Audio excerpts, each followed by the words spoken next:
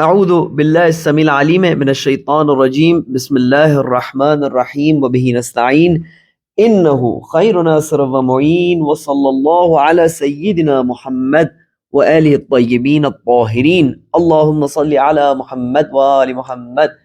عزیزان گرامی، سامعین محترم، کاروان عطرت اور ماہ مبارک رمضان میں پروردگار متعال کے خصوصی مہمان، السلام علیکم ورحمۃ اللہ وبرکاتہ۔ شرح ترجمہ دعا ابو حمزہ سمالی کے ساتھ آپ کی خدمت میں حاضر ہے۔ کوشش کرتے ہیں کہ ان جملات کا حق ادا کریں، ان پر تفکر کریں، انہیں مطالعہ کریں، ان کو سمجھنے کی کوشش کریں اور اس کے ساتھ ساتھ اپنے ذہن کی تربیت کریں، اپنے مینٹیلٹی کی اصلاح کریں، اپنی نفسیات کی تربیت کریں۔ دیکھیں عزیزان گرامی، صحبت بہت اثر رکھتی ہے۔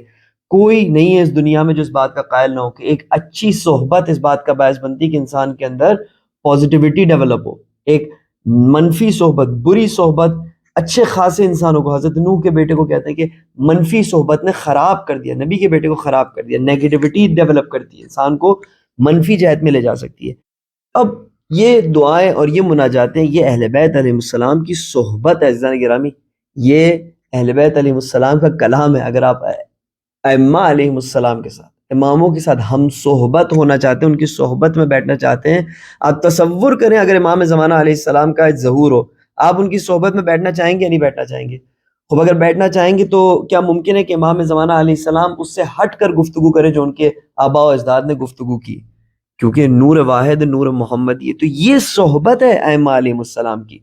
اگر اس کے ساتھ انسیت نہیں ڈیولپ ہوئی ہے، اگر محبت نہیں ڈیولپ ہوئی ہے، تو دیکھیں کہ اس کا قصوروار کون ہے، کس نے ہمارے اس ذائقے کو تبدیل کر دیا، کون اس بات کا باعث بن رہا ہے کہ ہر دوسری بات ائمہ علیہ السلام کے نام پر جو کی جائے اس میں ہمیں لطف ہے، اس میں ہمیں مزہ ہے، لیکن خود جب اہل بیت علیہ السلام کی باتیں نقل کی جائیں تو ہمیں کسی بھی قسم کی انسیت اور الفت ڈیولپ نہ ہو۔ اور انشاءاللہ کہ ایسا نہیں ہے، الحمدللہ ماہ شعبان سے میں دیکھ رہا ہوں کہ میں ایک نیا سپیکر ہوں، کوئی ایسا نہیں کہ میں بہت جانا پہچانا ہوں، لیکن الحمدللہ اہل بیت علیہ السلام کے کلام میں وہ کشش ہے، وہ جذابیت ہے کہ میں دیکھ رہا ہوں جو رسپانس آ رہا ہے وہ میری سوچ سے باہر ہے، اور اس سے پتہ چلتا ہے کہ الحمدللہ ہم اہل بیت علیہ السلام کو کی محبت کا دعویٰ بھی کرتے ہیں اور ساتھ میں ہم یہ بھی پسند کرتے ہیں کہ ان کے کلام سے آشنا ہو اور اس میں غور و فکر کریں۔ آئیے عزیزان گرامی، دعا کے پچھلے حصے کا خلاصہ میں آپ کی خدمت میں پیش کرتا ہوں۔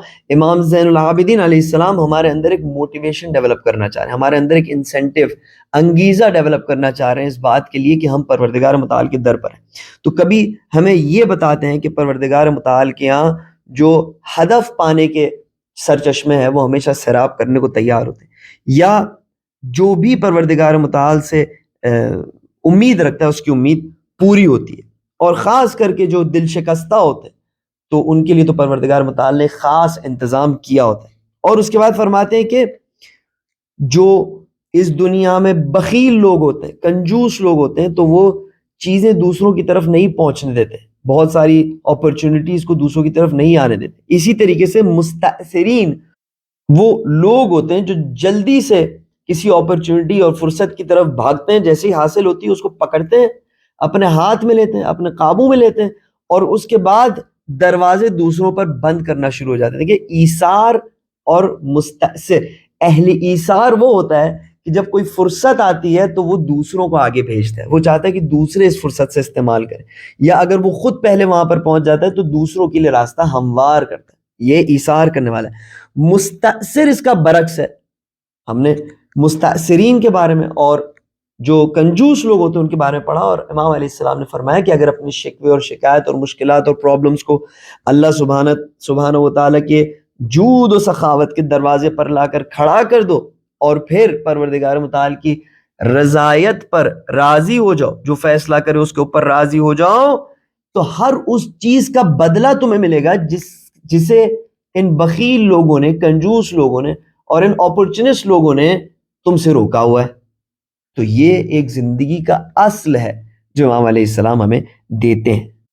اور یہاں پر ایک اور دفعہ آپ کی خدمت میں عرض کر دوں کہ اللہ سبحانہ و تعالیٰ کی رضا پر راضی ہونے کا مطلب یہ نہیں کہ بیٹھ جانا، کچھ نہ کرنا، ہاتھ پہ ہاتھ رکھ دینا، نہیں۔ فَإِذَا فَرَغْتَ فَانْصَبْ، سورہ علم نشرح لَكَ صدرک کیا ہے کہ جیسے ہی فارغ ہو ایک کام سے دوسرے کام میں مشغول ہو جاؤ۔ وَإِلَىٰ رَبِّكَ فَارْغَب، ہاں کام کرنے کے ذریعے پروردگار متعال کی نزدیکی اختیار کرو. پروردگار متعال کے سسٹم میں کام کرنے والے کی اہمیت ہے, محنت کرنے والے کی اہمیت ہے. ہاں ہو سکتا ہے کہ یہ محنت ایک ایسی جہت میں ہو کہ جس کو لوگ ارزش مند نہ سمجھے اور پھر پروردگار متعال اس کو کمپنسیٹ کرے, لیکن راضی ہو جانا پروردگار متعال کی رضایت پہ, اس کا یہ مطلب نہیں کہ انسان بیٹھ جائے, بلکہ اس کا یہ مطلب ہے کہ وہ اپنی پوری محنت کرے کسی ہدف تک پہنچنے کے لیے.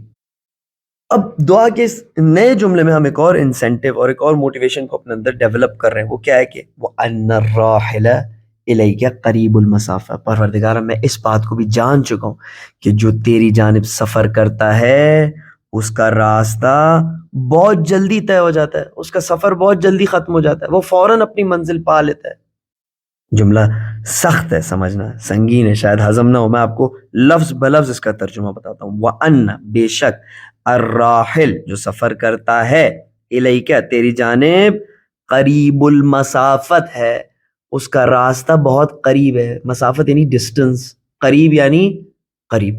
ہم اردو میں بھی لفظ قریب استعمال کرتے ہیں, نزدیک ہے.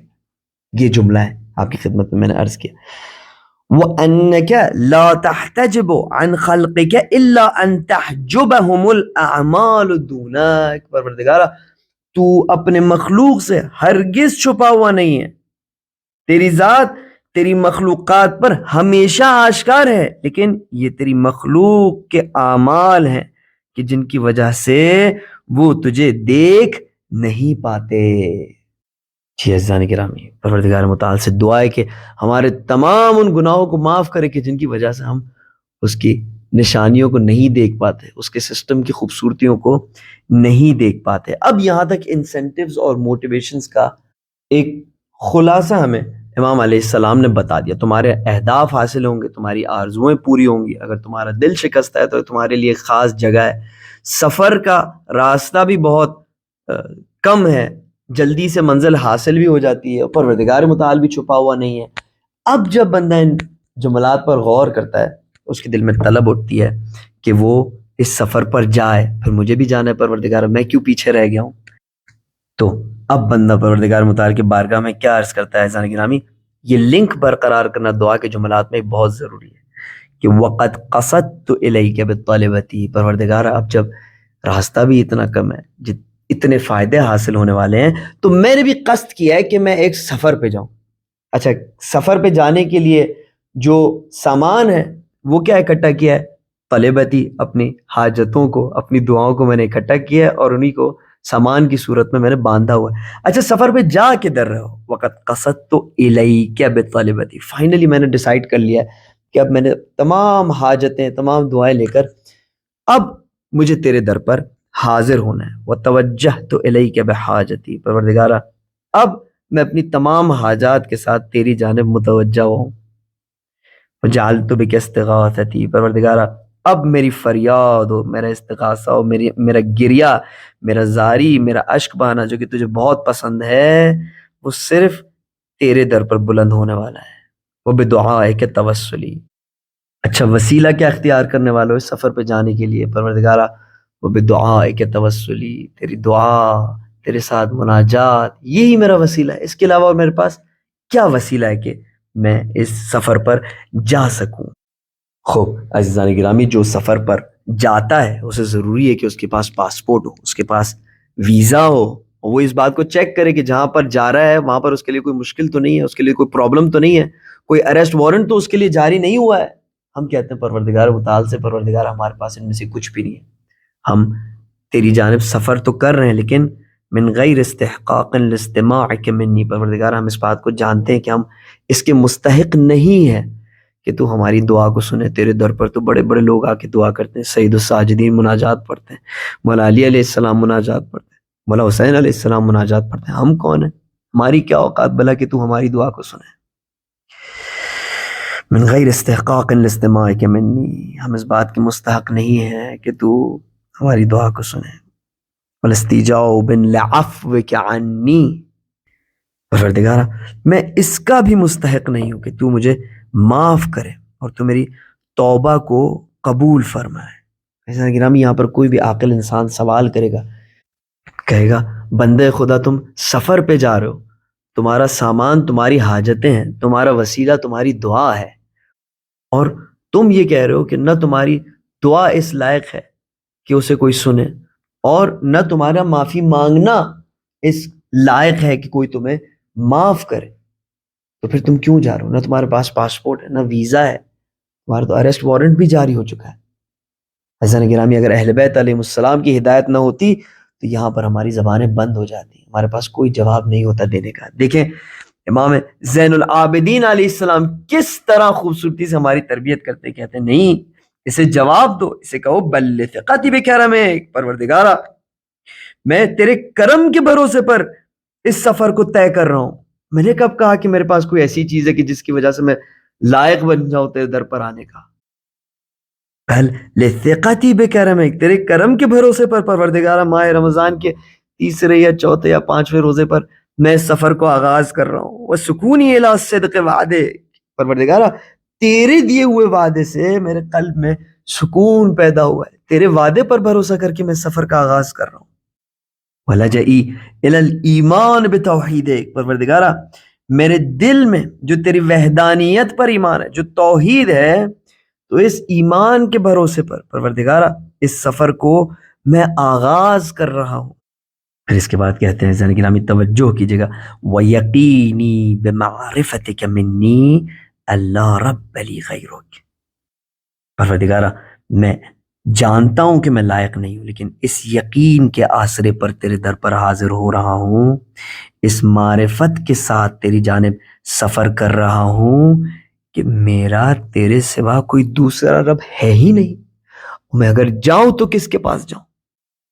میں کسی کو جانتا ہی نہیں ہوں جو تیرے جتنا مجھ سے محبت کرتا ہو، تیرے جتنا مجھے پسند کرتا ہو، تیرے جتنا مجھ پر احسان کرتا ہو، تیرے جتنا مجھے نوازتا ہو، تیرے جتنا مجھے بخشتا ہو، تیرے جتنا میری لاج رکھتا ہو، تیرے جتنا میری کمزوریوں کو چھپاتا ہو۔ پروردگار میں کسی دوسرے کو نہیں جانتا۔ وہ یقین بمعرفتک منی اللہ رب لی غیرو، پروردگار یہ وجوہات ہیں کہ جن کی بنا پر میں اپنے سفر کو تیری جانب آغاز کر رہا ہوں۔ عزیزان گرامی، اپنا خیال رکھیے گا، اپنی دعاؤں میں یاد رکھیے گا، سبحان ربک رب العزت عما یصفون وسلام علی المرسلین والحمد للہ رب العالمین، والسلام علیکم ورحمۃ اللہ وبرکاتہ۔